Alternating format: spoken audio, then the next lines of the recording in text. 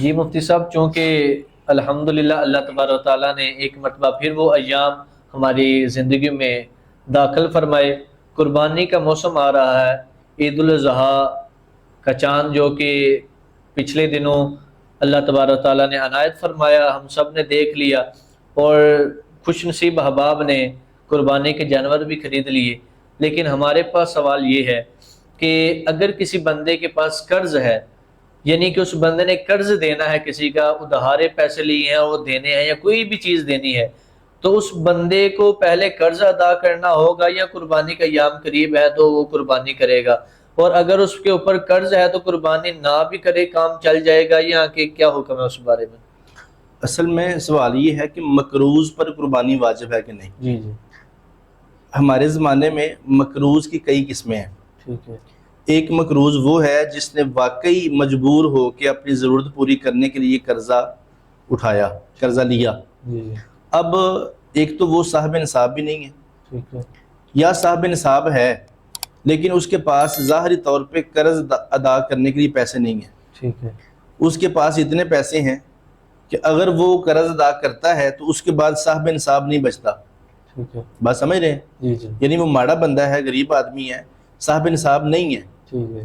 اگر وہ صاحب نصاب ہے بھی تو اتنے پیسے اس کے پاس ہے کہ اگر وہ قرض ادا کر دے تو اس کے بعد باقی جو مال ہے اس سے وہ صاحب نصاب نہیں بنتا، تو ایسے بندے پر تو قربانی واجب نہیں ہے۔ ٹھیک ہے۔ ٹھیک ہے۔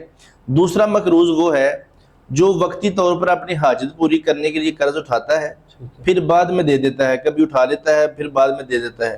اس کی مثال یوں ہے کہ جیسے ہمارے دکاندار، سرمایہ دار، یہ ایک دن قرض اٹھا کے ادھار مال منگواتے ہیں منڈی سے یا مارکیٹ سے، اگلے ہفتے اس کے پیسے ادا کر دیتے ہیں، تو مقروض تو یہ بھی ایک ہفتے کے لیے ہو جاتے ہیں۔ تو ایسا مقروض جو اپنا قرض ادا کرنے کے بعد بھی صاحب نصاب رہتا ہے اس پر قربانی واجب ہے۔ یہ نہیں ہے کہ اگر اپنا کروڑ پتی آدمی ہے، اس نے کسی کا 1,00,000 روپیہ دینا ہے تو مقروض تو وہ بھی ہے، لیکن وہ کہے کہ میں نے 1,00,000 روپیہ دینا ہے تو میں اب قربانی نہیں کرتا کیونکہ میں قرضئی ہوں، تو اس کی قربانی کا واجب ساقط نہیں ہوگا، اس پر قربانی ادا کرنا واجب رہے گی۔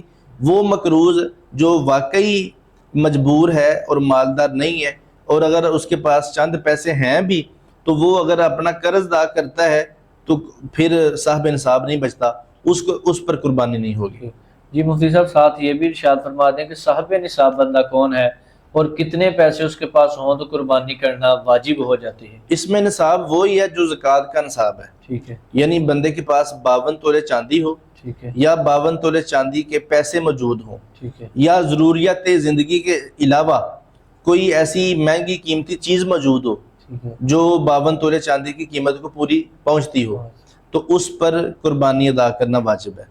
لیکن اس میں قربانی کے نصاب میں اور زکوٰۃ کے نصاب میں ایک فرق ہے، وہ یہ ہے کہ زکوٰۃ کے نصاب میں سال کا گزرنا شرط ہے، جی بالکل، اور قربانی کے نصاب میں سال کا گزرنا شرط نہیں ہے۔ یہ عید والے جو 3 دن ہیں قربانی والے، ان 3 دنوں میں آخری دن بھی بندے کے پاس اتنے پیسے آ جائیں کہ وہ 52 تولے چاندی خرید سکتا ہو تو اس پر قربانی واجب ہو جائے گی۔ بہتر۔